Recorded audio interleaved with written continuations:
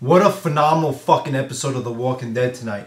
What is up? I am Jay Shady, also known as the Voice of Reason, and I'm here with my Walking Dead episode 13, season 3 review. The name of the episode, Arrow on the Doorpost. Just an incredible fucking episode. I was enticed and involved and enthralled for the whole hour. A whole full hour of tension and building up tension and raising up the intensity for one full hour straight. You know, I couldn't take anymore. My heart was racing and all this. Oh my god, what a great episode tonight.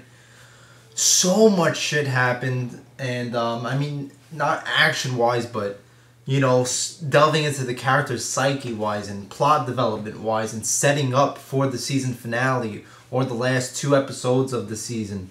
Man, this was easily one of my favorite episodes of season 3. You know, I've liked pretty much all these season 3 episodes, but this was amazing. This was amazing plot development, character development, amazing writing. Man, this was just everything perfect. This was like A+ quality TV. This is like shit that you don't even get from some movies, you know. Let's just go into what happened. There's basically 3 stories happening in this episode. You had Rick meeting up with the governor. Andrea sets up a meetup between Rick and the governor. They meet at this abandoned location, this like feed and seed company, like barn type place. So it's the situation with Rick and the governor. That's one part of this episode. Then there's the outside of that are Rick's henchmen and the governor's henchmen. There's that situation and that relationship going on between both henchmen. And then there's the story in the prison with Rick's group. Whoever didn't come with him to meet the governor, they're left at the prison. And so you have a story playing out on 3 sides in this episode. And oh man, this was just amazing shit. The opening was like holy shit, like it got you right into it. You know, Rick is checking out this abandoned barn with Daryl, and then he walks into a room and he meets the governor. Like, you know, you're expecting the showdown to be in the last episode, but you know, we get a face-off between Rick and the governor here, and where, you know, we still have 3 episodes to go till the end of the season. Some great exchange between Rick and the governor. They did some great acting, you know, just great scenes, you know, and you're probably not gonna get many scenes between Rick and the governor in this show because, you know, they're part of 2 different places, the governor being part of Woodbury, Rick being part of the prison.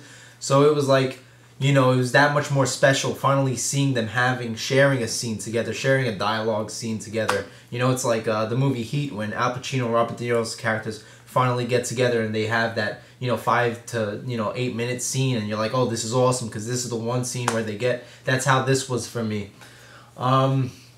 Basically, Rick is saying, we've come here to talk, and he said, if you stay clear of our place and you manage your place and we do the same on our side, you know, there won't be a problem. And the governor's like, I'm not having it. I came here for you to surrender.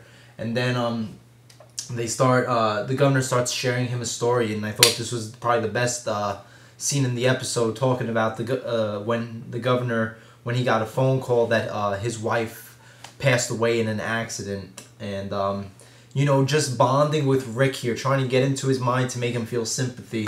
You know, obviously this was reminding Rick of Lori. This was just amazing writing, you know, amazing like symbolism of, you know, the governor talking about his wife and Rick thinking about Lori, and, you know, trying to get into that emotional core of Rick to let his guard down so, you know, the governor could take advantage of it. Oh man. And then basically the governor says, we could have a truce if you do one thing: hand over Michonne. Oh man, the intensity is just building up and up and up. This is how a great show, you know, a great storyline is written. You keep on building the intensity to a huge payoff. I really hope Rick doesn't give up Michonne. You know, I doubt he will. You know, Rick is supposed to be the hero of the show. He's the one you're supposed to cheer for.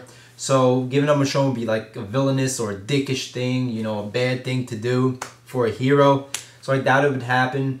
But I hope he doesn't, and the governor is pretty much said at the end of the episode that it was just the tactics to get Rick out in the open. He still wants to kill them all. He's using it as a bait thing so that when Rick brings Michonne, he's going to gun down all of them. Then outside of the warehouse location that Rick and Governor were talking in, you had both sides of the henchmen on both sides of the parties. You had Daryl, you had Herschel, you had Andrea, you had Martinez and Milton, and you had bonding between both sides. I love that. Very cool to see.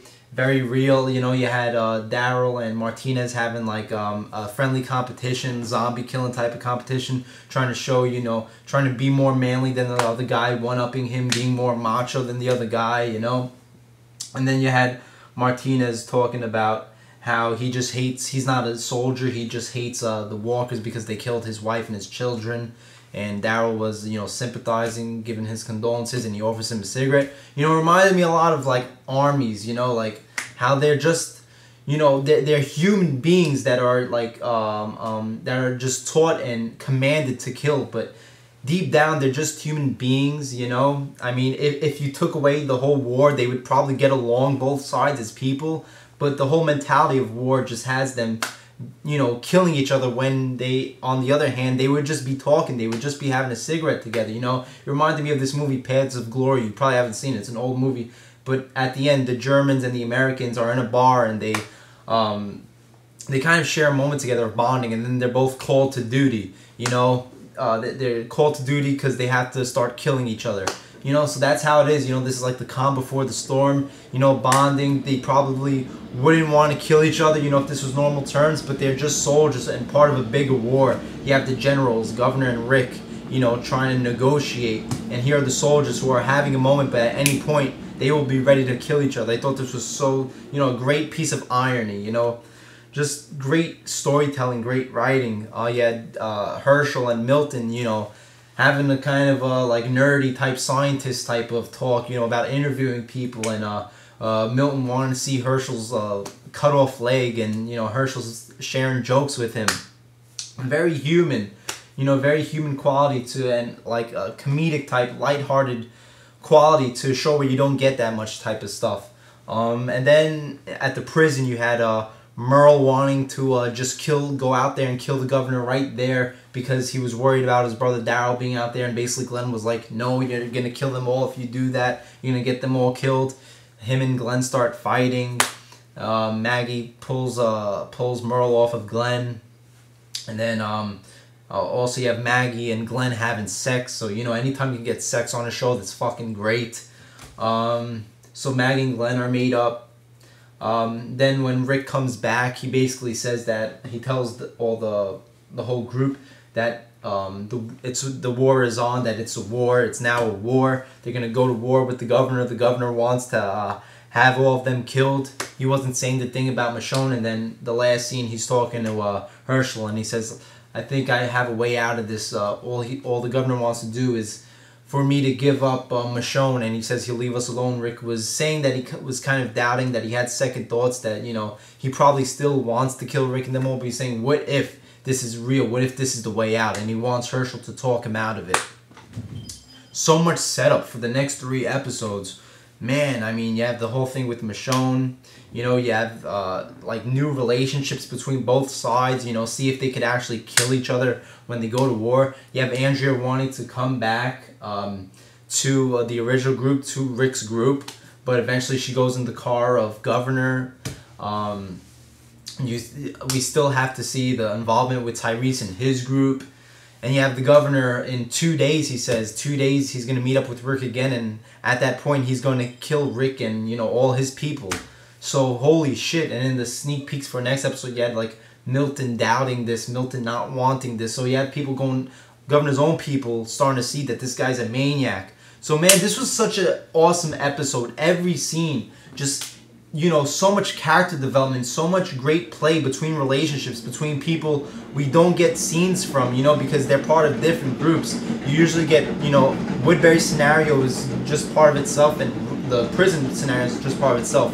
This was an awesome meshing of both. Probably not going to get this again. So this was awesome. So much humanity in this episode. So much just real relationship and character development. We got to see aspects of characters. To me, Martinez was just, some, just one-dimensional, killer type character, just, following under the governor's orders. Here we saw a human side to him.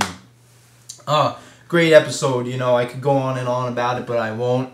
Fantastic. Can't wait for next week's episode, and it just sucks that all we have is 3 episodes left. So there you go. There's my little review of The Walking Dead Season 3, Episode 13, Arrow on the Doorpost review there. Loved it. And I'll be back for Episode 14 next week. Jay Shady, Voice of Reason. Like, comment, subscribe, and I'll see you later.